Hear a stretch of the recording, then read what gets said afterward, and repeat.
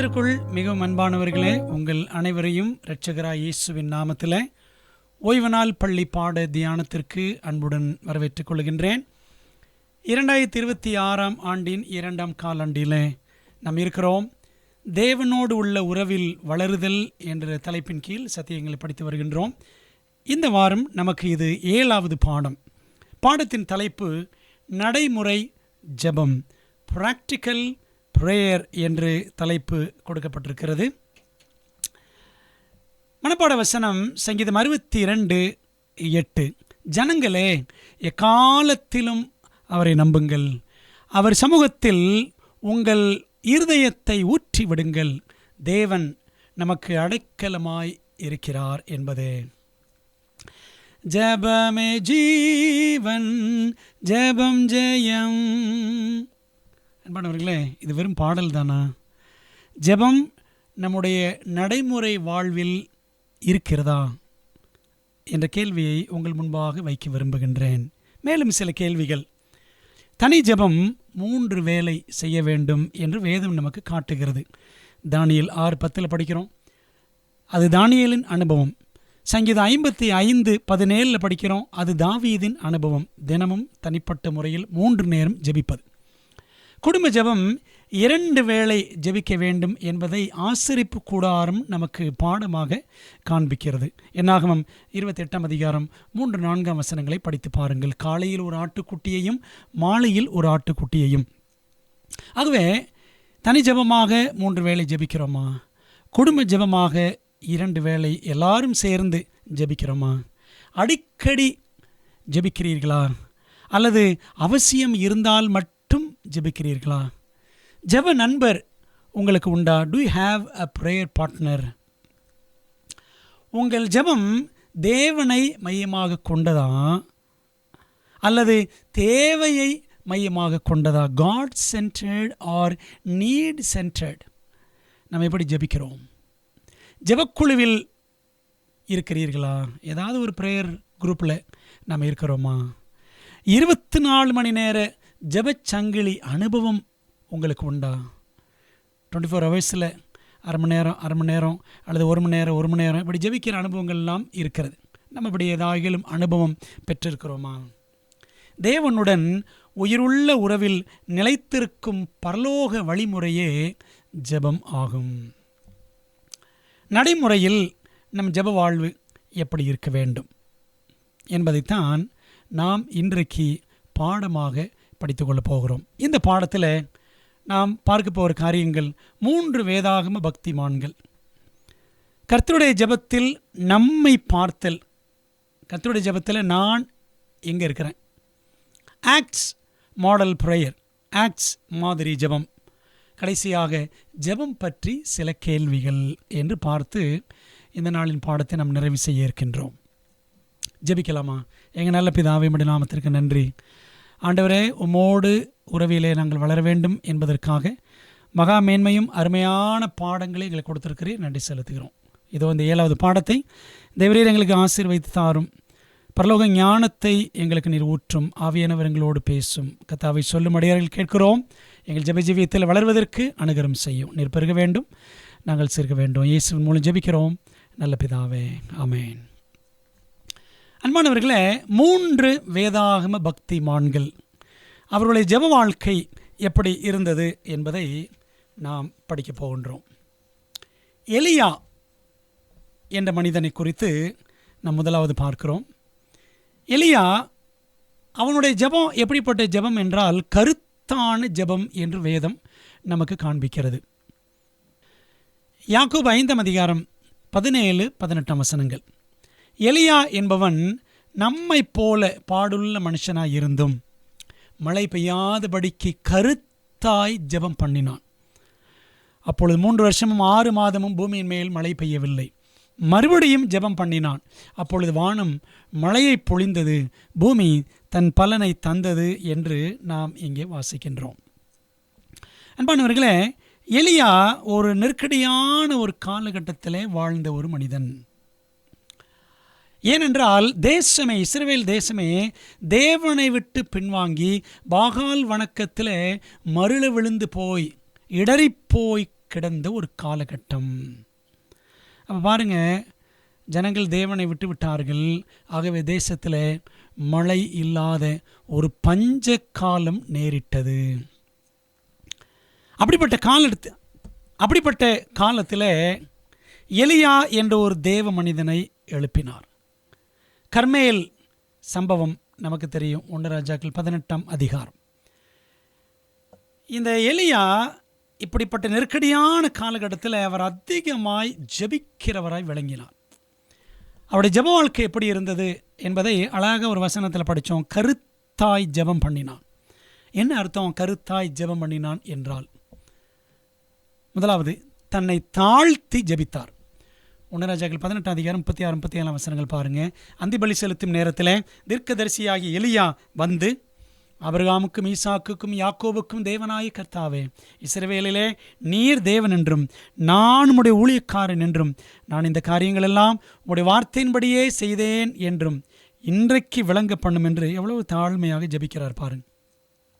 பாகால் தீர்க்கதரிசிகள் அவங்க காலையில் 9 மணிலேருந்து மதியம் 3 மணி வரைக்கும் 6 மணி நேரம் ஆடினார்கள், குதித்தார்கள், ஆர்ப்பாட்டம் பண்ணினார்கள், ஆரவாரம் பண்ணினார்கள். ஆனால் எலியா மிக அமைதியாக தாழ்மையாக ஜெபித்தார். ஆண்டவர் எவ்வளோ அற்புதமாக ஜெபத்தை கேட்டு பதில் கொடுத்தார் நமக்கு தெரியும். அக்கினி இறங்கியது, எலியாவின் பலியை பட்சித்து போட்டது என்று படிக்கிறோம். தாழ்த்தி ஜெபித்தார். 37 வசனம் பாருங்கள். கர்த்தாவே நீர் தேவனாய கர்த்தர் என்றும் தேவரீர் தங்கள் இருதயத்தை மறுபடியும் திருப்பினீர் என்றும் இந்த ஜனங்கள் அறியும்படிக்கு என்னை கேட்டருளும் என்றான். தாழ்த்தி ஜெபித்தார். இரண்டாவது, தரும் வரை ஜெபித்தார். ஆண்டவர் பதில் தரும் வரைக்கும், உயிர் வரும் வரைக்கும். அந்த சாரிபாத்து விதவையின் மகன் இறந்து போகிறான். 1 ராஜாக்கள் 17 அதிகாரத்தில் உயிர் வரும் வரை ஜெபித்தார். 18ஆம் அதிகாரத்தில் மழை வரும் வரை ஜெபித்தார். அதே அதிகாரத்தில் அக்கினி இறங்கும் வரை ஜெபித்தார். பார்த்தீங்களா, ஆண்டவர் பதில் தருகிற வரைக்கும் ஜெபித்தார். அதாங்க கருத்தான ஜெபம். ஆண்டவரத்தில் கேட்கிற காரியங்கள் நிறைவேறுகிற வரைக்கும், ஆண்டவர் பதில் கொடுக்கிற வரைக்கும் விடாப்பிடியாய் ஜெபிக்கிற அந்த விசுவாச ஜெபம் நமக்கு தேவை. அதாங்க கருத்தான ஜெபம். எலியா அப்படிதான் ஜெபிக்கிறான். மூன்றாவது எப்படி ஜெபித்தார் என்றால், தனியனாய் ஜெபித்தார். மேலறையில் தனியாக ஜெபம் பண்ணார். சாரிபாத் அந்த ஊர் விதவையின் வீட்டு மேலறையில் அவர் ஜெபிக்கிறார்.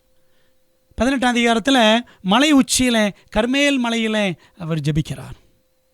19ஆம் அதிகாரத்துக்கு வந்தீங்கன்னா 1 ராஜாக்கள் 19 வனாந்தரத்தில் ஜெபிக்கிறார், கெபிக்குள்ளே ஜெபிக்கிறார். இப்படி இந்த எலியாவின் வாழ்க்கை ஒரு தனிமையான வாழ்க்கையாக இருந்தது என்பது உண்மைதான். ஆனால் அந்த தனிமையை அவர் ஜெபத்தில் தேவனோடு அதிகமாக செலவிட்டார். எலியாவோட வாழ்க்கை முழுக்க பாருங்க நெருக்கடி தான். 17ஆம் அதிகாரத்தில் அந்த 3 வருஷ பஞ்சம், 3.5 வருஷம், முதல் 6 மாதங்கள் இஸ்ரவேலில் அப்படியே அந்த மழை இல்லாமல் போய் வறண்டு போய் 6 மாதங்கள் எல்லாம் வாடிப்போச்சு. 1 வருடம் அந்த கேரித் ஆற்றண்டையில், அடுத்த 2 வருடங்கள் சாரிபாத் என்ற அந்த விதவையின் ஊரில், இப்படி 3 வருஷம் ஓடிப்போச்சு. அப்போ பாருங்களேன், 17ஆம் அதிகாரத்தில் பார்த்தீங்கன்னா சாப்பாட்டுக்கான நெருக்கடி, வாழ்வாதார நெருக்கடி. 18ஆம் அதிகாரத்தில் கர்மேல் மலையிலே நெருக்கடி, தேவனா பாகாலா என்ற ஒரு நெருக்கடி. 19ஆம் அதிகாரத்திற்கு நாம் வந்தோம் என்றால் 1 ராஜாக்கள் 19 அதிகாரத்தில் ஏசபேல் சவால் விடுகிறாள். நாளை இந்நேரம் உன் தலை உன் உடம்புல இருக்காது என்று அவள் சவாலிட்டாள். பயந்து ஓடி போய் ஒளிந்து கொண்டான் எலியா. பார்த்தீங்களா, அப்போ எல்லா சூழ்நிலைகளிலும் அவருக்கு நெருக்கடி தான். தாழ்த்தி ஜெபித்தார், தரும் வரை ஜெபித்தார், தனியனாய் ஜெபித்தார். இதுதான் எலியாவினுடைய ஜெப வாழ்க்கை. எவ்வளவு அழகாக வேதம் நமக்கு சுட்டி காண்பிக்கிறது. அன்பானவர்களே, எல்லா சூழ்நிலைகளிலும் தனிமையாய் கைவிடப்பட்டாலும், எதிரடையாக எவர் எழும்பினாலும், எதிரடையாக எல்லாருமே நமக்கு எதிராக திரும்பினாலும் ஜெபிக்கணும் என்ற ஒரு பாடத்தை, தேவனே சார்ந்து தனியாக நிற்க வேண்டியிருந்தாலும் நிற்க வேண்டும் என்பதை நமக்கு எலியாவின் வாழ்க்கை அழகாக கற்றுக் கொடுக்கிறது. பாருங்களேன், மறுபடியும் மறுபடியும் ஜெபித்தார். அப்படி தான் நம்ம யாக்கோபு 5:18 படித்தோம். மறுபடியும் ஜெபம் பண்ணினான் 3 தரம் பிள்ளைக்காக. 1 ராஜாக்கள் 17:21 பாருங்கள். அந்த பிள்ளையின் மேல் 3 தரம் குப்புற விழுந்து, என் தேவனாய கர்த்தாவே, இந்த பிள்ளையின் ஆத்மா அவனுக்குள் திரும்பி வர பண்ணும் என்று கர்த்தரை நோக்கி விண்ணப்பம் பண்ணினான். மறுபடியும் மறுபடியும் மறுபடியும். 1 ராஜாக்கள் 18:42-43 ஆகா போஜன பானம் பண்ண போனான். பின்பு எலியா கர்மேல் பருவத்தினுடைய சிகரத்தின் மேல் ஏறி தரையிலே பணிந்து தன் முகம் தன் முழங்காலில் பட குனிந்து தன் ஊழியக்காரை நோக்கி, நீ போய் சமுத்திர முகமாய் பார் என்றான். இவன் போய் பார்த்து ஒன்றுமில்லை என்றான். நீ இன்னும் 7 தரம் போய் பார் என்றான். இவன் போய் 7 தரம் பார்க்கும் பொழுதும் எலியா 7 தரம் அவன் ஜெபித்தான். அதான் உண்மை. மறுபடியும் மறுபடியும் ஜெபிக்கிற அழகான வாழ்க்கை. அன்பானவர்களே, நம்முடைய ஜெப வாழ்க்கை எப்படி இருக்கிறது? 2வது, அன்னாள் குறித்தும் நாம் பார்க்கிறோம். அன்னாள் ஜெபம் எப்படிப்பட்ட ஜெபம் என்றால் கண்ணீர் ஜெபம். 1 சாமுவேல் 1ஆம் அதிகாரத்தில் பார்க்கிறோம். இருதயத்தில் அவள் ஜெபித்தாள். 1 சாமுவேல் 1:13 பாருங்க. அன்னாள் தன் இருதயத்திலே பேசினாள். மனப்பாடம் வசனம் தானே சொல்லுது, உங்கள் இருதயத்தை தண்ணீரை போல ஊற்றி விடுங்கள் அப்படின்னு சங்கீதம் 62:8 பார்க்கிறோம். அவளோட உதடில் மாத்திரம் அசைந்தது, அவள் சத்தமோ கேட்கப்படவில்லை. ஆகையால் அவள் வெறித்திருக்கிறாள், குடித்திருக்கிறாள் என்று ஏலி நினைத்தான் அப்படின்னு படிக்கிறோம். இருதயத்தில் ஜெபித்தாள். அவளுக்கு எவ்வளவு வியாகுலம், வேதனை இருந்திருக்கும். இருதயத்தை ஊற்றி ஜெபித்தாள். 1 சாமுவேல் 10:15 பாருங்க. 1 சாமுவேல் 1 அதிகாரம் 10-15 வசனங்கள். அவள் போய் மனங்கசந்து மிகவும் அழுது கர்த்தரை நோக்கி விண்ணப்பம் பண்ணி மிகவும் அழுது. அதற்கு அன்னாள் பிரதி உத்தரமாக, அப்படியல்ல என் ஆண்டவனே, நான் மனக்லேசம் உள்ள ஸ்திரீ. மனக்கசப்பு 10ஆம் வசனம். 15ஆம் வசனம் மனக்லேசம். நான் திராட்சரசமாகிலும் மதுவாகிலும் குடிக்கவில்லை. நான் கர்த்தருடைய சந்நிதியில் என் இருதயத்தை ஊற்றி விட்டேன். இருதயத்திலே ஜெபித்தால், இருதயத்தை ஊற்றி ஜெபித்தாள். அன்பானவர்களே, அன்னாளுடைய வாழ்க்கை பிரச்சனை நமக்கு தெரியும் அல்லவா? என்ன பிரச்சனை? அவளுக்கும் கணவனுக்கும் பிள்ளை இல்லை. பெனினாள் என்று இன்னொரு மனைவி, அவளுக்கு பிள்ளைகள் பிறந்துருச்சு. அவளோ, அந்த சக்களத்தியோ, இந்த அன்னாளை அற்பமாக கேவலமாக நினைத்தாள். அப்போது இது இந்த அன்னாளுக்கு மிகுந்த மனவேதனை கொடுத்தது. கணவன் ஆறுதல் சொல்லுகிறான். எல்கானா ஆறுதல் சொன்னான். அன்னாளே, ஏன் அழுகிற? 10 குமாரரை பார்க்கிலும் நீ எனக்கு அதிகம் அல்லவா, நான் உனக்கு இருக்கேன் எல்லாம் சொன்னான். ஆனாலும் சகலத்தினுடைய சண்டை தாங்க முடியவில்லை. எப்படி வீட்டில் குடியிருக்கிறது? தேவாலயத்துக்கு சென்றால், இருதயத்தில் ஜெபம் பண்ணினாள், இருதயத்தை ஊற்றி ஜெபம் பண்ணினாள். ஆண்டவர்கிட்ட, ஆண்டவரே எனக்கு ஒரே ஒரு ஆண் பிள்ளை கொடுங்கப்பா, அந்த பிள்ளைய உங்களுடைய ஊழியத்திற்கு ஒப்பு கொடுப்பேன் என்று அவள் தன்னை அர்ப்பணித்து ஜெபித்தாள். ஒரு பிள்ளையா? ஆண்டவர் 6 பிள்ளைகள் கொடுத்தார். நம்முடைய ஆண்டவர் 1 கேட்டால் 6 கொடுப்பாருங்க. 1/2 டஜன் கொடுத்தார். நீங்கள் படித்து பாருங்கள், வேதாகமம் அதை திட்டவட்டமாய் சொல்லுகிறது. 1 சாமுவேல் 1 அதிகாரம் 2 அதிகாரம் 3 அதிகாரம் அழகாக இந்த சாமுவேலை குறித்த அந்த சிறுபிராய கதை அங்கே இருக்கிறது. ஆண்டவர் சாமுவேலுக்கு அப்புறம் அடுத்த 5 பிள்ளைகள் கொடுத்தார். 6 பிள்ளைகள். அந்த கண்ணீர் ஜெபத்திற்கு பதில் கிடைத்ததா? அன்பானவர்களே, நடைமுறை வாழ்க்கையில் நம்ம அதிகமாக ஜெபிக்கிறோமா? நடைமுறை ஜெபம் நம்முடைய வாழ்க்கையில் இருக்கிறதா? Salvation army founder William booth என்பவர், இரட்சணிய சேனை திருச்சபை, கன்னியாகுமரி மாவட்டம் முழுவதும் அந்த சபைகள் நிறைய இருக்கும். இவர் அற்புதமான ஒரு தேவ மனிதன், வைராக்கியமாய் ஜெபிக்கிற ஒரு வாஞ்சையாளர். அன்பானவர்களே, இவர் அந்த சால்வேஷன் ஆர்மி இராணுவம் போல, இவருடைய சபை பிரிவினர் படை வீரர்கள் போல உடை அணிந்து சேரிகளுக்குள்ளே சென்று இந்த லண்டன், இங்கிலாந்து பகுதியில் தீவிரமாக ஊழியம் செய்தவர்கள். இவருடைய காலத்தில் ஊழியம் உலகம் முழுவதும் பிரம்மாண்டமாய் விரிவாக்கம் அடைந்து விருத்தி அடைந்தது. அப்போது சால்வேஷன் ஆர்மி சபையை சேர்ந்த 2 சகோதரிகள், கேட் அண்ட் மேரி ஜாக்சன் என்ற 2 சகோதரிகள், லண்டனுடைய அவுட்ஸ்கர்ட்ஸ் வெளியில் லண்டன்லேருந்து தொலைவான இடத்துல இருந்து ஊழியம் செய்தார்கள். ரொம்ப காலம் ஊழியம் செஞ்சாங்க. ஊழியம் செஞ்சுக்கிட்டே இருக்கும் பொழுது அவங்க, ஆண்டவரே நாங்கள் எவ்வளோ ஊழியம் செய்கிறோமே, ஆத்துமாக்களே எங்களுக்கு கிடைக்கலையே, ஆண்டவரிடத்தில் அநேகர் வரவில்லையே அப்படின்னு சொல்லி ரொம்ப கண்ணீரோடு இருந்தார்கள். அப்போது அவங்க தங்களுடைய கமாண்டர் வில்லியம் பூத் அவர்களை சந்திக்க நேரிட்டது. அவர் தானே அந்த ஸ்தாபனத்தினுடைய தலைவர். அவரை பார்த்து கேட்டாங்களாம், பாஸ்டர் நாங்கள் எத்தனையோ வருஷம் ஊழியம் செய்கிறோம், எங்களுக்கு ஆத்துமாக்களே கிடைக்கல அப்படின்னு சொல்லி வேதனையோடு சொன்னார்களாம். நல்ல ரிசல்ட்டே இல்லை, ஆண்டவர்கிட்ட அநேகரை வழிநடத்த முடியவில்லை அப்படின்னு ஒன்று அந்த போதகர் சொன்னாராம், ட்ரை டியர்ஸ் என்று சொன்னாராம். கண்ணீர் விட்டு ஜெபித்து பாருங்கள் என்று சொன்னாராம். Try tears. என்பானவர்களே, கண்ணீரோடு ஜெபிக்கும் பொழுது ஆண்டவர் ஆச்சரியமான பதில்களை கொடுக்க வல்லவராயிருக்கிறார். ஆனால் கண்ணீரோடு ஜெபித்தால் வாழ்க்கையில் பாருங்கள், போராட்டங்கள், பிரச்சனைகள், நோய்கள் அழுத்துகிறதா, பாவ பலவீனங்களால் நாம் மிகவும் தடுமாறி விழுகிறோமா, என்ன செய்யணும்? கண்ணீரோடு ஜெபித்து பாருங்கள், கர்த்தர் பெரிய காரியங்களை செய்வார். மூன்றாவது, முதல்ல எலியா பார்த்தோம். இரண்டாவது அன்னாள். எலியா கருத்தான ஜெபம், அன்னாள் கண்ணீர் ஜெபம். மூன்றாவது ஆண்டவராகிய இயேசு கிறிஸ்து கர்த்தருடைய ஜெபம் அப்படின்னு நாம் பார்க்கிறோம். அன்பானவர்களே, கர்த்தருடைய ஜெபம் என்றால் நமக்கு தெரியும். ஆண்டவர் இயேசு கிறிஸ்து பூலோகத்தில் 33 ஆண்டுகள் வாழ்ந்த நாட்களில் 3.5 ஆண்டுகள் ஊழியம் செய்தார். அந்த ஊழிய நாட்களில் 12 சிஷ்யர்கள் அவரோடு கூட இருந்தார்கள்.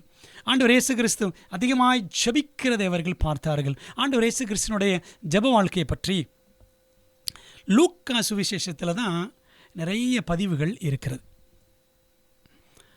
அப்போது சிஷ்யர்கள் ஒரு நாள் கேட்குறாங்க, ஆண்டவரே எங்களுக்கு எப்படி ஜெபிக்கணும் கற்றுத்தாரும் என்று கேட்டார்கள். நமது லூக்கா 11:1 வாசிக்கிறோம். ஏனென்றால் ஆண்டவர் எப்படிலாம் ஜெபிப்பார் என்றால் அவர் அதிக ஊக்கமாக ஜெபித்தார். லூக்கா 22:44 அவர் மிகவும் வியாகுலப்பட்டு அதிக ஊக்கத்தோடு he prayed more earnestly, அதிக ஊக்கத்தோடு ஜெபம் பண்ணினார் ஆண்டவர் இயேசு கிறிஸ்து. அதிக நேரம் தனிமையில் ஜெபித்தார், அதிக நேரம் தனிமையான இடங்களில் ஜெபித்தார். லூக்கா 5:16 அவரோ வனாந்தரத்தில் தனித்து போய் ஜெபம் பண்ணி கொண்டிருந்தார். லூக்கா 6:12 அந்நாட்களில் எந்நாட்களில் மேலே இருக்க வசனங்கள் படித்து பாருங்கள். அவரை கொலை செய்ய வேண்டும் என்று பரிசேயர்கள் யூதர்கள் மூர்க்கமாயிருந்த நாட்களில் அவர் ஜெபம் பண்ணும்படி ஒரு மலையின் மேல் ஏறி முழுவதும் தேவனை நோக்கி பிதாவை நோக்கி ஜெபம் பண்ணி கொண்டிருந்தார். இப்போ ஆண்டவர் இயேசு கிறிஸ்துவினுடைய ஜெப வாழ்க்கை மிகவும் அழகான வாழ்க்கை. ஜெபிக்கிற வாழ்க்கை என்றுமே அழகான வாழ்க்கை தான். அழகான மாதிரி ஜெபமும் அவர் கற்றுத்தந்தார். அந்த மாதிரி ஜெபம்தான் கர்த்தருடைய ஜெபம், த லார்ட்ஸ் பிரேயர் என்று நாம் சொல்லுகிறோம். பொதுவாக சொன்னால் அது சீஷர்களுடைய ஜெபம். சீஷர்கள் எப்படி ஜெபிக்க வேண்டும் என்று கற்றுக் கொடுத்த ஜெபம். ஆனால் பொதுவாக நம்ம கர்த்தருடைய ஜெபம் என்று சொல்லி பழகிவிட்டோம். கர்த்தருடைய ஜெபம் பைபிளில் 2 இடங்களில் இருக்கிறது. 10 கட்டளைகள் எப்படி பழைய ஏற்பாட்டில் 2 அதிகாரங்களில் இருக்கிறதோ, யாத்திராம 20 உபாகமம் 5 இருக்கிறது போல கர்த்தருடைய ஜெபமும் மத்தேயு 6 அதிகாரம் 9-13, லூக்கா 11 அதிகாரம் 2-4 ஆகிய வசனங்களில் நாம் பார்க்கின்றோம். கர்த்தருடைய ஜெபம் எல்லாருக்கும் தெரியும். பரமண்டலங்களுக்கு எங்கள் பிதாவே அப்படின்னு கடகடன்னு தொடங்கி முடிச்சிரும். அந்த ஜெபத்தில் ஆண்டவர் என்ன கற்றுக் கொடுத்திருக்கிறார்? அதை கிளிப்புள்ள ஜெபம் போல சொல்ல வேண்டும் என்று தேவன் கற்றுக் கொடுத்தாரா? இல்லை. அதை ஒரு மாடல் பிரேயரை வச்சுக்கிட்டு, ஒரு முன்மாதிரி ஜெபமாக வைத்துக்கொண்டு நம்முடைய ஜெப வாழ்க்கையை எப்படி நாம் மேம்படுத்த வேண்டும் என்று தான் சொல்லிக் கொடுத்தார். அன்பானவர்களே, மாதிரி ஜெபமான கர்த்தருடைய ஜெபத்தில் 8 வரிகள் இருக்கிறது. 8 lines are there, 8 statements. அதில் அந்த ஒவ்வொரு வரியும் நான் யார் என்பதை காட்டுகிறது. நாம் அதை கண்டுபிடிக்கணும்.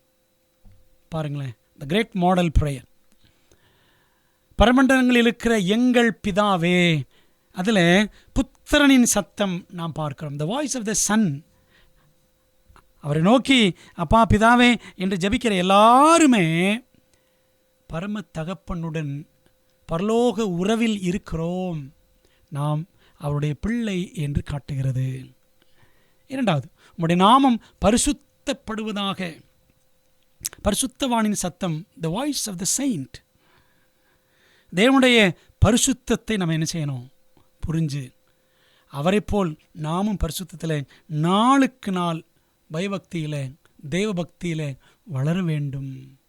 நாம் பரிசுத்தப்படுவதாகன்னா, ஆண்டவரே என்னுடைய வாழ்க்கையை பரிசுத்தமாக்கும் என்ற வாஞ்சையோடு நாம் ஜெபிக்க வேண்டும். மூன்றாவது, உம்முடைய ராஜ்யம் வருவதாக, the voice of the subject, பிரஜையின் சத்தம். ஆண்டோடைய வருகைக்காக ஏங்க வேண்டும். ஆண்டோடைய கிருபையின் ராஜ்யம் நாளுக்கு நாள் நமக்குள்ளாக வளர்ந்து பெருக வேண்டும். அவருடைய கிருபையின் ராஜ்யத்தை இந்த உலகத்தில் நாம் ஸ்தாபிக்க வேண்டும். அதான் நம்முடைய ஜெபமாக இருக்க வேண்டும். அவருடைய ராஜ்யத்திற்கு நாம் உழைக்கணும். ஒரு குடிமகனின் சத்தம். நாலாவது பாருங்க, பரலோகத்தில் உம்முடைய சித்தம் செய்யப்படுவது போல பூமியிலேயும் செய்யப்படுவதாக. The voice of the servant, பணியாளின் சத்தம். ஒரு பணியாளன் எஜமானுக்கு அப்படியே கீழ்ப்படிந்து நடப்பான். அப்போது நம்மளோட வாழ்க்கையில் முழுக்க எல்லா சூழ்நிலைகளிலும் அந்த எஜமானுடைய சித்தத்தை, பரம தகப்பனின் சித்தத்தை செய்கிறவர்களாக நம்மை ஒப்படைத்து வாழ வேண்டும். அப்படிப்பட்ட ஒரு ஜெப வாழ்க்கை நம்மிடத்தில் காணப்பட வேண்டும். ஐந்தாவது, எங்களுக்கு வேண்டிய ஆகாரத்தை இன்று எங்களுக்கு தாரும். த வாய்ஸ் ஆஃப் த சப்ளையன்ட், பணிந்து இறப்பவனின் சத்தம், பணிந்து கெஞ்சுகிறவனின் சத்தம்.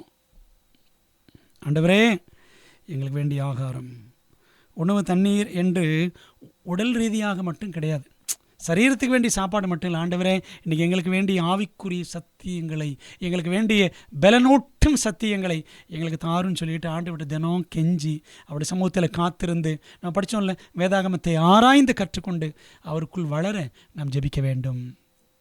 ஆறாவது, எங்கள் கடனாளிகளுக்கு நாங்கள் மன்னிக்கிறது போல எங்கள் கடன்களை எங்களுக்கு மன்னியும். த வாய்ஸ் ஆஃப் த சின்னர், ஒரு பாவியின் சத்தம். ஆண்டவரே நாங்கள் பாவிகளப்பா, எங்களை நீங்கள் மன்னிச்சிருக்கீங்க, நாங்கள் மற்றவங்களையும் மன்னிக்க எங்களுக்கு உதவி செய்யும். அந்த மன்னிப்பின் அனுபவம், மன்னிப்பை நாம் தேடணும். ஆண்டவர்கிட்ட மனம் திரும்பணும், மன்னிப்பை தேடணும். தேவன் நமக்கு மன்னிப்பது போல நாம் மற்றவர்களையும் மன்னிக்க வேண்டும். ஜெப ஜீவியத்தில் இந்த மன்னிப்பு இல்லைன்னு சொன்னால் நான் பண்ணுற ஜெபங்கள்லாம் பதில் பெறாது. ஏழாவது, எங்களை சோதனைக்குட்படுத்தாமல் தீமை நின்று ரட்சித்து கொள்ளும். த வாய்ஸ் ஆஃப் த சொஜோனர், பரதேசியின் சத்தம். ஆண்டவரே இந்த உலகத்தில் இருக்கிற வரைக்கும் எங்களுக்கு சோதனைகள், தீமைகள் எல்லாம் இந்த உலகத்தில் இருக்கிறது ஆண்டவரே.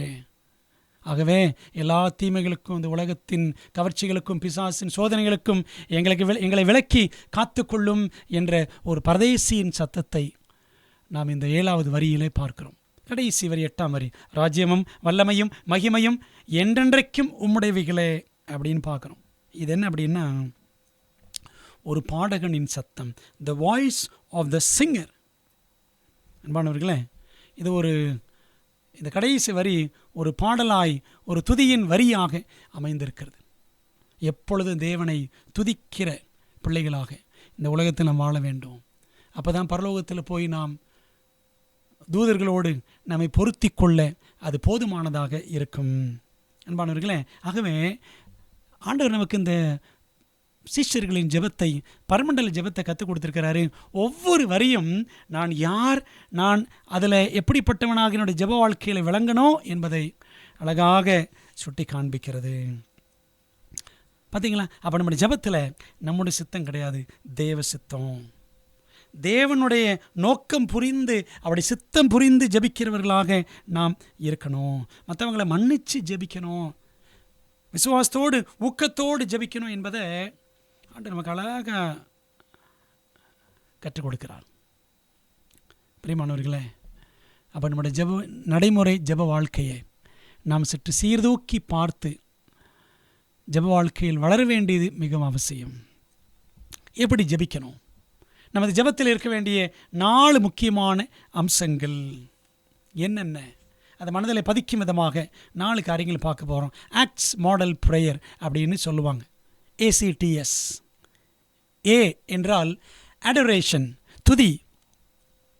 சங்கீதம் 104 படிக்கிறோம், அவர் வாசல்களில் துதியோடும் அவர் பிரகாரங்களில் புகழ்ச்சியோடும் பிரவேசித்து அவரை துதித்து அவருடைய நாமத்தை ஸ்தோத்தரியுங்கள். பார்த்தீங்களா? அப்போது ஜெபத்தில் முதலாவது துதி இருக்கணும். போனவுடன் ஆண்டவரே இது வேணும் அது வேணும் அது வேணும் இது வேணும்னு கேட்கக்கூடாது.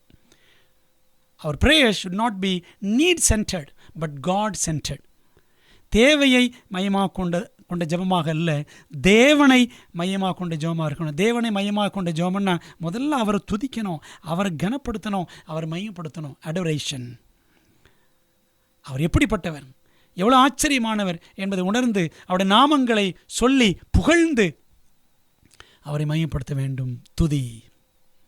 ஆண்டு துதிப்பதற்கு ஒரு 10 நிமிஷம் எடுக்கிறோமா? ஜெபத்தில் ஒரு பாடல் 2 பாடல்களை பாடுகிறோமா? துதியின் செட்டைகளினால் நாம் பரலோகத்தை கிட்டிச் சேரலாம். பரலோக சபையில் பாடலோடும் இசையோடும் தேவனை ஆராதிக்கிறார்கள். நாம் நம் நன்றி உணர்வை வெளிப்படுத்தும் போது நாமும் பரலோகச் சேனைகளுக்கு இணையாக தேவனை ஆராதிக்கிறோம். துதியோடும் கீத சத்தத்தோடும் ஏசாயா 51:3 படிக்கிறோம். பயபக்தியின் சந்தோஷத்தோடும் நாம் நம்முடைய சிருஷ்டிகர் முன் வருவோமாக. பார்த்தீங்களா? துதியோடும் கீத சத்தத்தோடும் ஆண்டவர் முன்னாடி வரணும். அந்த துதி நம்மிடத்தில் காணப்படும் பொழுது தேவதூதர்களோடு இணைந்து நாம் ஆராதிக்கலாமா? அது எவ்வளோ பெரிய ஸ்லாக்கியம் பார்த்தீர்களா? கிறிஸ்துவிடம் செல்லும் படிகள் பக்கம் 104 படிக்கிறோம். இரண்டாவது ஜெபத்தில் இருக்கிற 2வது காரியம் confession. C for confession, ACTS. Confession என்றால் பாவ அறிக்கை. யாக்கோபு 5:16 நீங்கள் சுத்தமடையும்படிக்கு உங்கள் குற்றங்களை ஒருவருக்கொருவர் அறிக்கையிட்டு ஒருவருக்காக ஒருவர் ஜெபம் பண்ணுங்கள். நீதிமான் செய் முக்கியமான வேண்டுதல் மிகவும் பலனுள்ளதாய் இருக்கிறது. அப்போ என்ன பண்ணணும்? ஆண்டவர்கிட்ட நாம் ஊக்கமாய் நம்முடைய பாவ அறிக்கை செய்து பாவங்களை அறிக்கையிட்டு ஜெபிக்கணும். ஆண்டவர்கிட்ட மட்டும்தான் அறிக்கையிடணும். மனுஷங்கிட்ட மண்ணா போன மனிதனிடத்தில் அறிக்கை செய்ய வேண்டிய அவசியம் கிடையாது. அப்படி தான் கத்தோலிக்க சபை போதிக்குது. ஃபாதர்கிட்ட போய் அறிக்கை செய்யணும். ஹெவன்லி ஃபாதர்கிட்ட தான் அறிக்கை செய்யணும். பரமபிதாவிடம் தான் நாம் அறிக்கை செய்ய வேண்டும். ஆகவே பாவ அறிக்கை. ஏனென்றால் பைபிள் சொல்லுது, என் உள்ளத்தில் அக்கிரம சிந்தை கொண்டிருந்தேனானால் தேவன் எனக்கு செவி கொடார். சங்கீதம் 66:18 படிக்கிறோம். பாவ அறிக்கை மிகவும் அவசியம். 3வது T for Thanksgiving, ACTS. Adoration, Confession. 3வது Thanksgiving, ஸ்தோத்திரம் செலுத்துதல். சங்கீதம் 50:23 படிக்கிறோம். ஸ்தோத்திர பலியிடுகிறவன் என்னை மகிமைப்படுத்துகிறான் என்று வாசிக்கிறோம். நம்முடைய வாழ்க்கையில் ஆண்டவர் செய்திருக்கிற சின்ன சின்ன நன்மைகள், பெரிய பெரிய நன்மைகள் எவ்வளவோ இருக்கிறது. எல்லாத்தையும் நினைத்து நினைத்து ஆண்டவருக்கு நன்றி செலுத்தினால் அதுக்கே ரொம்ப நேரம் தேவைப்படுங்க. ஏன் தெரியுமா? நம்ம ஜெபம் ரொம்ப சீக்கிரமாக படபடன்னு முடிச்சிடுறோம். ஃபியூ செகண்ட்ஸில் 30 செகண்ட் கூட சில நேரம் வராது நம்முடைய ஜெபம். சரிங்களா? 3 நிமிஷம் கூட போகாது நம்முடைய ஜெபங்கள். ஏன்னா அதில் ஸ்தோத்திரமே இல்லை. நன்றி உணர்வே நம்முடைய ஜெபங்களில் வெளிப்படுகிறது இல்லை. ஸ்தோத்திர பலியிடுகிறவன் என்னை மகிமைப்படுத்துகிறான். அதுக்காக தோத்திரம் தோத்திரம் தோத்திரம் தோத்திரம் தோத்திரம் அப்படி சொல்லணும்னு அவசியம் கிடையாது. ஆண்டவர் என்னெல்லாம் நமக்கு செஞ்சிருக்கிறாரு ஒவ்வொன்றையும் நினைத்து சொல்லி வாய் விட்டு சொல்லி ஜெபிக்க வேண்டும். அதுவும் குறிப்பாக ஜெபத்தில் நம்ம மனசுக்குள்ளே ஜெபம் பண்ணக்கூடாது. சில நேரம் தூங்கிடும். ஆண்டவர் இயேசு கிறிஸ்து எப்படி ஜெபம் பண்ணார் பாருங்களேன். எபிரேயர் 5:7 படித்து பாருங்கள். அவர் பலத்த சத்தத்தோடும் கண்ணீரோடும் இயேசு ஜெபித்தார் அப்படின்னு படிக்கிறோம். அப்போது சத்தமிட்டுன்னு ரொம்ப சத்தம் போட்டு பக்கத்தில் உள்ளவங்களாம் தூங்க முடியாத அளவுக்கு அப்படி கிடையாது. நம்ம பண்ணுற ஜெபம் நமக்கு கேட்கணும். அப்போ தான் அந்த கவனம் சிதறாது. அன்பானவர்களே, அப்போ ஸ்தோத்திரம் செலுத்தும் பொழுது என்னென்ன காரியங்களாம் தேவன் செஞ்சிருக்கிறாரு வாய் திறந்து சொல்லுங்கள். அது ஆண்டவரே, என் குடும்பத்தை நீர் மட்டும் நடத்துகிறீர், எங்களை காப்பாற்றி வந்திருக்கிறீர், என்னுடைய பிள்ளைகளை ஆசீர்வதித்திருக்கிறீர், பண தேவைகளெல்லாம் சந்தித்திருக்கிறீர் ஆண்டவரே. அப்படி ஒவ்வொன்றா சொல்லி, ஆண்டவரே நல்ல ஆரோக்கியத்திற்காக உமக்கு ஸ்தோத்திரம், நல்ல வேலைக்காக ஸ்தோத்திரம், நல்ல சம்பாத்தியத்திற்காக ஸ்தோத்திரம் அப்படின்னு நீங்கள் சொல்கிறது உங்கள் காது கேட்கட்டும். அன்பானவர்களே, ஸ்தோத்திரம். 4வது வேண்டுதல்கள். அதுக்கப்புறம் தான் கடைசியில் தான் வேண்டுதல்கள், supplications. Adoration, confession, Thanksgiving, supplications. பிலிப்பியர் 4:6 பாருங்கள். நீங்கள் ஒன்றுக்கும் கவலைப்படாமல் எல்லாவற்றையும் குறித்து உங்கள் விண்ணப்பங்களை ஸ்தோத்திரத்தோடு கூடிய ஜெபத்தினாலும் வேண்டுதலினாலும் தேவனுக்கு தெரியப்படுத்துங்கள் அப்படின்னு படிக்கிறோம். விண்ணப்பங்கள் இருக்கிறதா, வேண்டுதல்கள் இருக்கிறதா? ஸ்தோத்திரத்தோடு கூடிய ஜெபத்தினால தேவனுக்கு தெரியப்படுத்துங்க. Make it known and to God. எல்லாத்தையும் ஆண்டோட சொல்லுங்கள். மனுஷன்ட்டு சொன்னால் பதில் கிடைக்காது. ஆனால் தேவனத்தில் சொன்னால் ஆண்டவர் ஏற்ற வழியில் பதில் தருவார். என்னுடைய ஜெபத்தில் இந்த 4 காரியங்களும் இருக்க வேண்டும்.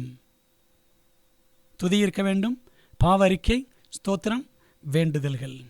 நம்ம பொதுவாக என்ன செஞ்சிருவோம்? எடுத்த உடனே வேண்டுதல்கள் தான். நம்ம என்னெல்லாம் தேவைகள் இருக்கோம், தேவைகளை பூரா போய் ஆண்டோட சொல்லிடுவோம். அதில் சில நேரம் துதி இருக்காது, ஸ்தோத்திரம் இருக்காது, பாவரிக்கை கூட சில நேரம் இருக்காது. யோசித்து பாருங்கள், நம்முடைய நடைமுறை ஜெபம் இப்படித்தான் இருக்க வேண்டும்.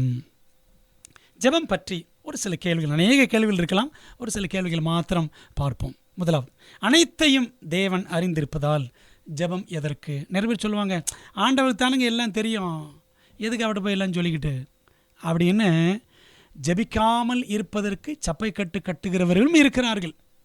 பிரியமானவர்களே, நாம் யார் என்பதை தேவனுக்கு தெரியப்படுத்த ஜெபம் அவசியமல்ல. மாறாக அவரை நமக்குள் ஏற்றுக்கொள்வதற்கு நம்மை தகுதிப்படுத்தவே ஜெபம் அவசியம். ஜெபம் தேவனை நம்மிடம் கொண்டு வருவதில்லை, அது நம்மை அவரிடம் கொண்டு செல்கிறது. ஸ்டெப்ஸ் டு கிரைஸ்ட் பக்கம் 93 படிக்கிறோம். அன்பானவர்களே, ஜெபம் என்பது ஆண்டவர் கீழே கொண்டு வரும் விஷயம் கிடையாது, நம்மை அவரிடம் கொண்டு செல்கிற காரியம். ஆகவே தேவனுக்கு இதெல்லாம் சொல்லணும், அதெல்லாம் சொல்லணும் அப்படின்றதுக்காகத்தான் ஜெபிக்கிறோமா? கிடையாது. அவருக்கு எல்லாம் தெரியும். அவர் சகலத்தையும் அறிந்த சர்வஞானம் உள்ள தேவன். அப்போ ஏன் முழங்கால் போடுறோம், சொல்கிறோம், ஆண்டவரை தேடுறோம் அப்படின்னா, நான் ஆண்டவர் எவ்வளவாக சார்ந்திருக்கிறேன் என்பதன் வெளிப்பாடு தான் ஜெபம். ஏன் முழங்கால் படிக்கிட்டு ஜெபிக்கிறோம்? முழங்கால் போட்டு தான் ஜெபிக்கணுமா? நடந்துக்கிட்டே ஜெபிக்கலாம், நின்றுக்கிட்டே ஜெபிக்கலாம், எப்படினாலும் ஜெபிக்கலாம். ஆனால் முழங்கால் படியிடுவது என்பது தாழ்மையை காண்பிக்கிறது. நான் அவரை எவ்வளவாய் சார்ந்திருக்கிறேன், அவரை நம்பி இருக்கிறேன் என்பதை காண்பிக்கிறது. அதனால தான் முழங்கால் போட்டு கர்த்தரை நோக்கி, அவருக்கு என்னுடைய தேவைகள் எல்லாம் தெரிந்தாலும் நான் அவரை சார்ந்திருக்கிறேன் என்பதை என்னுடைய சரீரத்தின் வழியாக நான் முழங்கால் படியிட்டு ஜெபிக்கும் பொழுது அது அவருக்கு மிகவும் பிரியமாக இருக்கும். பாருங்களேன், 84 வயசுலங்க தானியேல் முழங்கால் போட்டு ஜெபம் பண்ணார். படித்தோம்ல நம்ம. இரண்டாவது கேள்வியை நாம் பார்க்கலாமா? எல்லாம் நன்றாக இருக்கும்போது ஜெபம் எதற்கு? எல்லாமே நல்லா தானங்க போயிட்டுருக்கு, எதுக்கு ஜெபம் பண்ணணும் அப்படின்னு சில நேரங்களில் சிலர் ரொம்ப ஒரு மாதிரி அலட்சியமாக சொல்லுவார்கள். பார்த்துருக்கிறீங்க, எல்லாம் நல்லா தானே போயிட்டுருக்கு, எதுக்கு ஜெபம் பண்ணணும்? தேவன் மீது நாம் எவ்வளோ வாஞ்சையாக இருக்கிறோம் என்பதின் அளவுகோலே ஜெபம் ஆகும். ஆண்டவர் மீது நமக்கு எவ்வளோ வாஞ்சை இருக்குது, அவர் நம்மை ஆசீர்வதிக்கணும்னு வாஞ்சை இருக்குது. ஆனால் அவரை தேடணுன்ற வாஞ்சை, அவரிடத்தில் ஜெபிக்கணுன்ற வாஞ்சை நமக்கு குறைவாகவே இருக்கிறது. மத்தேயு 5:6 பாருங்கள், நீதியின் மேல் பசிதாகம் உள்ளவர்கள் பாக்கியவான்கள், அவர்கள் திருப்தி அடைவார்கள். நீதின்னா யார்? 1 Corinthians 1:30-31 பாருங்கள். இயேசு கிறிஸ்து தான் நீதி என்று பவுல் சொல்லுகிறார். ஆகவே இந்த இடத்துல இயேசுன்னு போட்டுக்கோங்க. இயேசுவின் மேல் பசிதாகம் உள்ளவர்கள் பாக்கியவான்கள், அவர்கள் திருப்தி அடைவார்கள். எல்லாமே நன்றாக தான் போகிறது, சரிதான். ஆனால் எனக்கும் ஆண்டவருக்கு இருக்கிற உறவு நன்றாக இருக்கிறதா என்பதை யோசித்து பார்த்தால் நம்ம என்ன செய்வோம்? ஜெபிப்பதை அலட்சியம் பண்ணவே மாட்டோம். எல்லாம் நன்றாக இல்லாவிட்டால் தான் ஜெபிப்போமா? நன்றாக இருந்தால் ஜெபிக்கக்கூடாதா?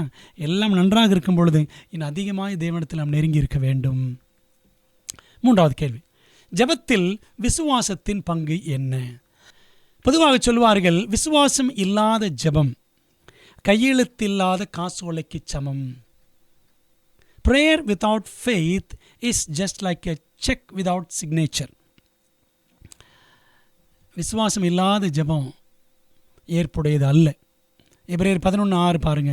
விசுவாசம் இல்லாமல் தேவனுக்கு பிரியமாயிருப்பது கூடாத காரியம். ஏனென்றால் தேவனிடத்தில் சேருகிறவன் அவர் உண்டென்றும் அவர் தம்மை தேடுகிறவர்களுக்கு பலன் அளிக்கிறவர் என்றும் விசுவாசிக்க வேண்டும்.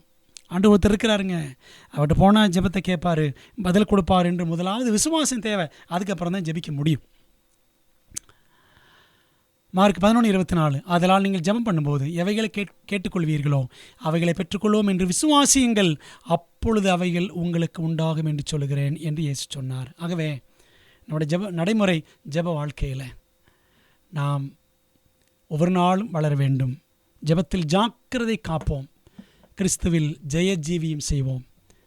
1 பேதுரு 4:7 சொல்லுது, எல்லாவற்றிற்கும் முடிவு சமீபமாயிற்று, ஆகையால் தெளிந்த புத்தியுள்ளவர்களாய் இருந்து ஜெபம் பண்ணுவதற்கு ஜாக்கிரதை உள்ளவர்களாய் இருங்கள் என்று வாசிக்கிறோம். ஆகவே நடைமுறை ஜெபம் பற்றி படித்த நாம் நம்முடைய வாழ்க்கையில், நடைமுறை வாழ்க்கையில் அதிகம் ஜெபிக்கிறவர்களாக மாற தேவன் நமக்கு கிருபை செய்வாராக. ஜெபிப்போம். எங்கள் நல்ல தகப்பனே, நீர் எங்களுக்கு கற்றுக் கொடுத்த நல்ல பாடத்திற்காக நன்றி. ஜெப வாழ்க்கையிலே ஆண்டவரே, நாங்கள் எல்லாரும் ஊக்கமாய் ஜெபிப்பதற்கு, உண்மையில் வளர்வதற்கு எங்களுக்கு நீர் உதவி செய்யும். எலியா போல, அன்னாளை போல, இயேசுவை போல நாங்கள் அதிகமாய் அதிக ஊக்கமாய் ஜெபிக்க எங்களுக்கு உதவி செய்யும். எங்கள் ஜெபத்தை ஏற்றுக்கொள்ளுங்க. உம்மோடு இருக்கிற உறவு நாளுக்கு நாள் பலப்படட்டும். இயேசுவின் மூலம் ஜெபிக்கிறோம் நல்ல பிதாவே, ஆமேன். கர்த்தர் உங்களை ஆசீர்வதிப்பாராக. ஆமேன்.